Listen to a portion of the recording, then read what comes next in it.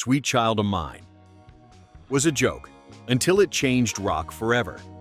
Sometimes the things we care the least about end up changing everything. That's exactly what happened with Sweet Child of Mine.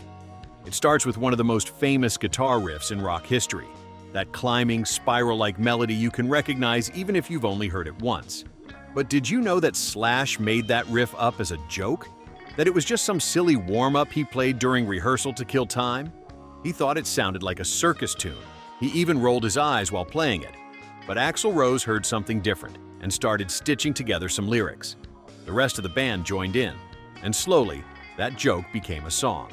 Then the song became a hit. Then the hit became a rock anthem. Sweet Child of Mine wasn't supposed to matter, but it did. So now the question is, how does a riff that nobody took seriously end up rewriting the rules of an entire genre? Before the stadiums, the awards, and the drama, Guns N' Roses were just 5 scrappy guys in Los Angeles who didn't exactly have a plan, but had more energy than they knew what to do with.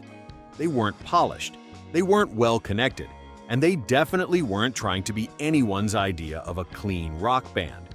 But they had grit and fire, and something weird that other bands on the Sunset Strip just didn't have.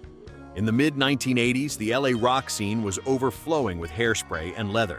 Most bands were leaning into glam, they looked pretty, played fast, and wrote songs about partying.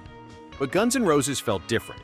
Their songs were darker, the guitars were meaner, and Axl Rose's voice wasn't trying to sound beautiful, it was trying to cut through you like a blade, and the guys were rough around the edges.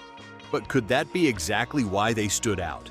They lived like they played, messy, loud, and always on the edge of falling apart. Money was tight. Rehearsals happened in cramped rooms. Sometimes the band members didn't even have places to sleep, let alone any big industry connections. But somehow, out of all that chaos, the music kept coming.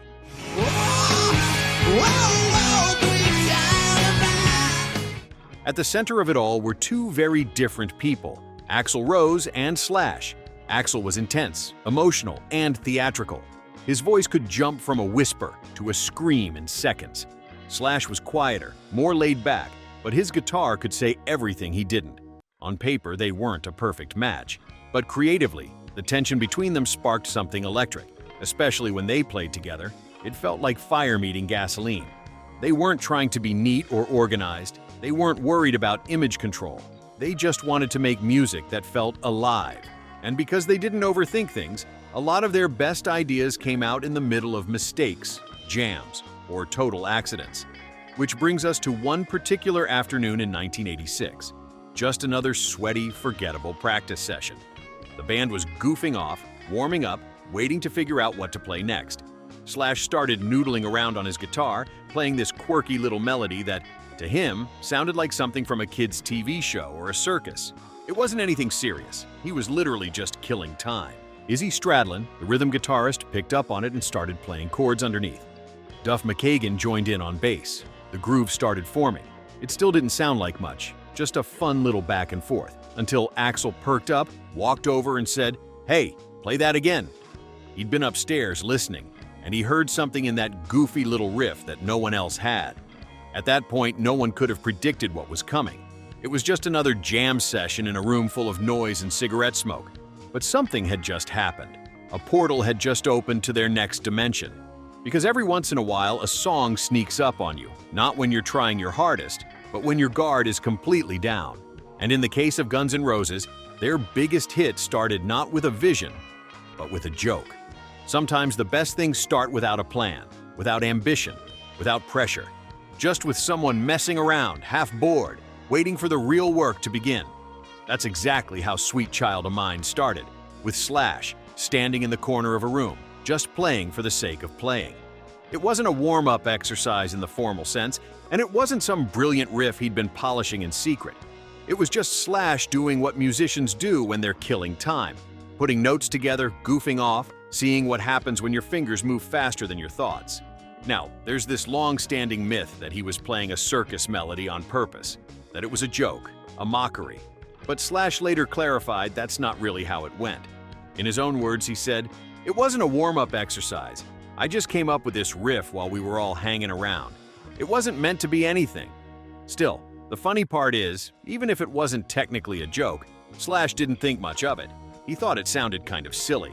And as far as he was concerned, it was just one more forgettable riff floating in the middle of 1,000 jam sessions. But Izzy Stradlin heard it differently, and that's how the magic began. And soon a litany of others joined in. All of a sudden, this tiny musical doodle was becoming something. The band hadn't planned to write a song that day, but sometimes the song finds you. When Axl Rose came down from the first floor, carried by the sound, it was like a magnet pulling him in. Something about it sparked something personal in him. He told them to keep playing over and over. He didn't say why. He just asked them to loop it, again and again. What Axl heard wasn't a joke. It was a feeling. A little piece of melody that hits somewhere deeper than words. And as it looped, the lyrics started coming to him. He pulled from a poem he'd been writing for his girlfriend at the time, Erin Everly. That's where the opening line came from. She's got a smile that it seems to me. It wasn't just random lyrics. It was personal, honest, maybe a little cheesy, sure, but real. And the funny thing is, that rawness, that vulnerability, is what made the song stick. It didn't sound like someone trying to be cool. It sounded like someone telling the truth. Within the hour, the song had a skeleton. Riff, chords, lyrics, structure. It wasn't fully done, but it had a shape, a direction, a mood. And just like that, something that started as a throwaway moment had turned into the bones of what would become one of the most recognizable songs in rock history. Looking back, Slash once admitted he thought it was a joke. They all thought it was just a joke. And that's the beauty of it, isn't it? We put so much pressure on ourselves to create something amazing, to make the perfect plan, craft the perfect line, chase perfection. But half the time, the magic shows up when you're not even looking for it, when your guard is down, when you're just having fun. Sweet Child of Mine wasn't born out of a vision. It was born out of instinct, timing, and that strange little moment when a bunch of people lock into something without even meaning to. And isn't that something? How the things we don't overthink often end up being the ones that matter most. At first, nobody in Guns N' Roses thought much of the riff. It was fun, sure, catchy maybe, but nothing they were losing sleep over. They jammed out so many ideas by that point, most of them disappearing into the air by the next day. But this one, this goofy little melody that sounded like it belonged in a carnival, it just wouldn't go away. They kept coming back to it. Not because they had to, but because it felt good to play. It rolled off their fingers naturally, and it made the whole room feel lighter somehow. There was a groove there, something easy but sticky, like a tune you hum without realizing it. Before long, the band stopped treating it like a throwaway and started treating it like a song. And once that switch flipped, they got to work, the real kind of work that happens when creativity and momentum meet in the middle. Axl Rose had already laid the groundwork with those opening lyrics. They came straight from the gut, inspired by his girlfriend Erin Everly, but also pulling from deeper places: his childhood, his longing, his weird mix of sensitivity and intensity. And as he kept writing, the words started to give the riff a shape, a mood, and a meaning. He didn't dress it up with metaphors or rock star swagger. He just said what he felt. Where do we go now? Wasn't just a filler line, it was a genuine question. The kind of question you ask when you don't have all the answers, but you're hoping the music can help you figure it out. Reminds me of childhood memories. The rest of the band leaned in. Izzy Stradlin helped map out the structure, making sure the song flowed instead of feeling like a loop. Duff McKagan added his signature bass tone, locking the rhythm into something that bounced without ever losing its weight. And Steven Adler, the drummer who always played like he had a fire under his seat, gave the whole thing its heartbeat. His drums weren't just keeping time, they were pulling the song forward, giving it that restless, rolling energy that made everything feel urgent but alive. And then there was the chorus, that soaring, open-hearted explosion that felt like it came out of nowhere. As Axl's voice went higher, the guitars widened and everything just lifted. And in that moment, the song didn't feel like a joke anymore. It felt like something big, not heavy like a protest anthem or deep like a ballad, just the right amount of big in an emotional way. Like a song that doesn't need to impress you, because it already understands you. What's wild is that nobody planned it this way. Nobody said, let's write the next big single. They weren't chasing anything. They were just listening to each other, building something that made sense to them, moment by moment. And honestly, that might be the biggest lesson of the whole thing. Because when you're young and in a band, there's this pressure to be cool all the time, to look tough, to sound edgy, to write songs that prove something. But Sweet Child of Mine didn't try to prove anything. It just told the truth. Axl wasn't hiding behind characters or masks. He was singing like a person, not a persona. And that's what made it hit harder than any scream or solo ever could. Sometimes the bravest thing you can do in rock music, or in life, honestly, is to stop performing and just be honest. And that's what this song became. A bunch of friends turning a silly little riff into a real story. One that people would play at weddings, scream at concerts, cry to in their bedrooms, and learn to play on their first electric guitar. All because one afternoon, nobody overthought it. And maybe that's the secret, because the minute they stopped trying to be cool, they created something unforgettable. By the time Guns N' Roses started recording Appetite for Destruction, they were still more grit than polish.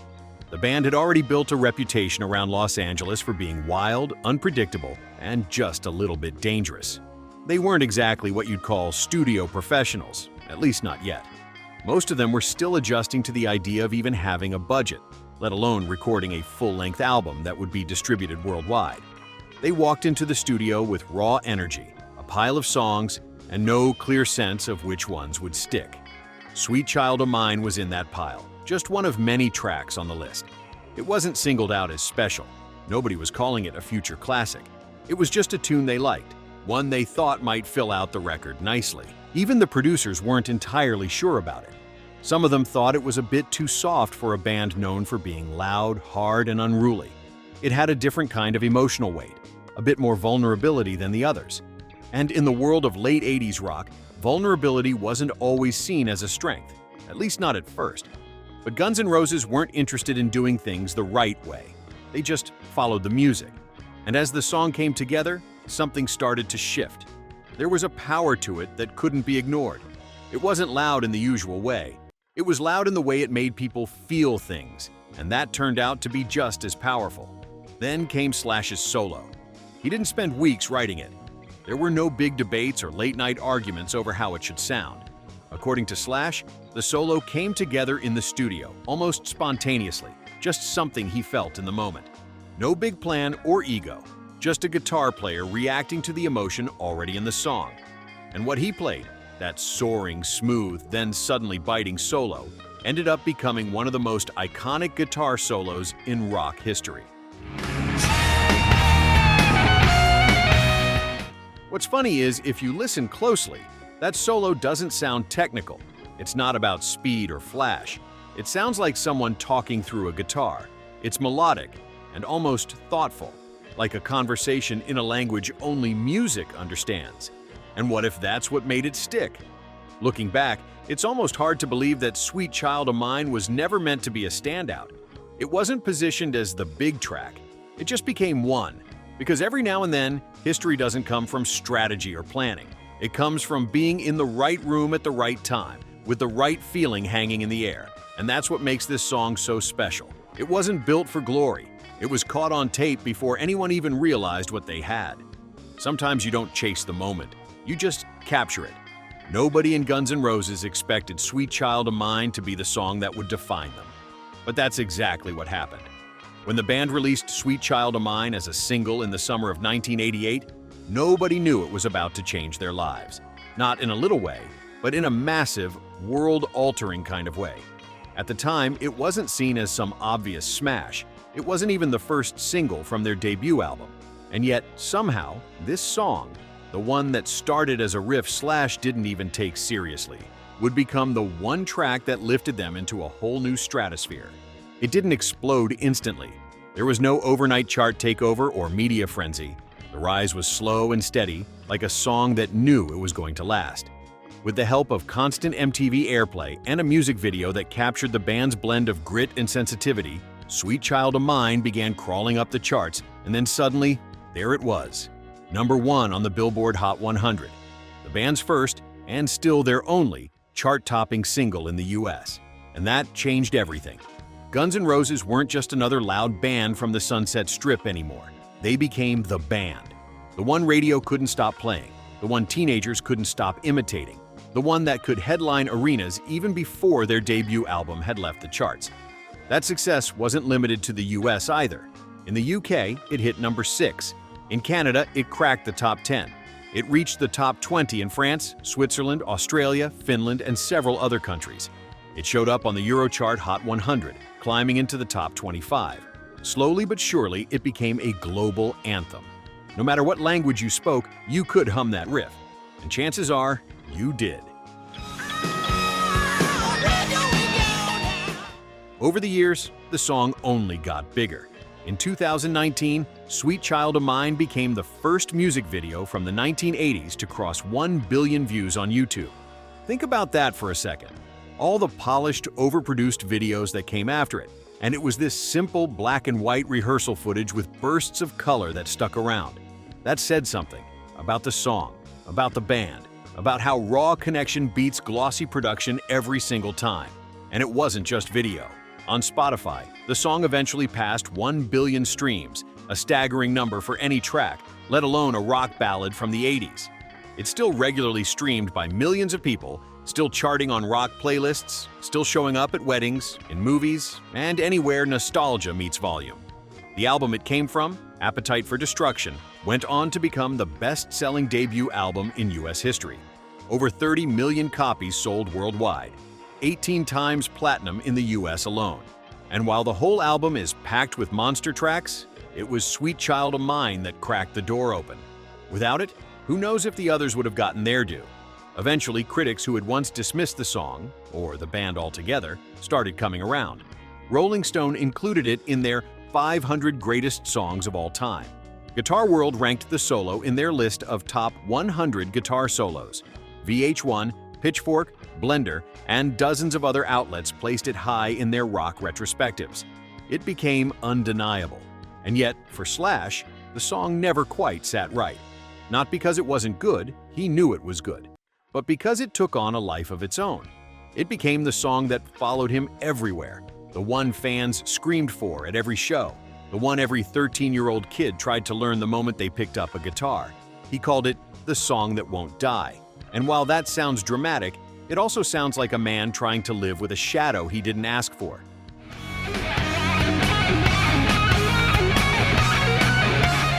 Because that's the thing with a hit like this. You don't always get to decide what defines you. You can pour your heart into 10 other tracks, write songs with more complexity or more edge, but the world chooses the one they connect with, and you just have to learn how to carry that. Still, even Slash admitted that without Sweet Child of Mine, the band might never have broken into the mainstream the way they did. It opened doors that nothing else could. They were suddenly playing Saturday Night Live, winning awards, filling stadiums across continents, and influencing everyone from alt-rockers to heavy metal bands. The song became more than a hit. It became a rite of passage, not just for fans, but for musicians. Try walking into a guitar center without hearing someone try to play that intro. It's become a kind of universal language among guitar players. You either learn it, or you hear it 1,000 times until you do. And that's the twist no one saw coming. The riff that started as a throwaway idea became the one thing they couldn't escape, not in a bad way, but in a way that reminded them how unpredictable music really is. Because sometimes the song chooses you, and once it does, it rarely lets go. You see, that's the thing about legacy. You don't always get to decide what lasts. You just do your best to make something honest. And sometimes the world decides it matters more than you expected. Sweet Child of Mine was never meant to be more than a throwaway riff, a simple melody played during practice to pass the time. Nobody set out to change the world that day. Nobody thought they were writing a generational anthem. It just happened. But that's what makes this story so timeless. Because in music, and sometimes in life too, it's not always the big, dramatic efforts that leave a mark. Sometimes it's the offhand remark, the quiet moment, the thing you barely remember doing, that ends up echoing the loudest. The song made Guns N' Roses rich, famous, and unforgettable. It gave them their place in rock history. But more than anything, it proved that greatness doesn't always come from control. Sometimes it sneaks in through the side door, unplanned, a little silly, and totally sincere. And maybe that's the real secret of rock and roll, or maybe even the secret of creativity itself. The stuff that matters most often shows up when you're not even paying attention.